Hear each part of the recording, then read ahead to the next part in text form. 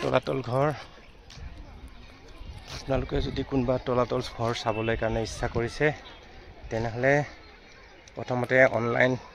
payment চিষ্টেমটো active কৰি লওক অন্যথা আপোনালোকৰ ইয়াতে ভিতৰত সোমাবলৈ কাৰণে অসুবিধা হ'ব বা আপোনালোকে হয়তো নোচোৱাকৈ ঘূৰি যাবলগীয়া হ'ব পাৰে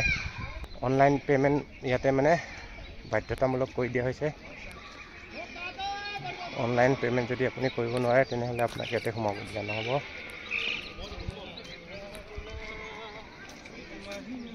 চৰকাৰৰ নিয়ম বুলি কৈছে কিন্তু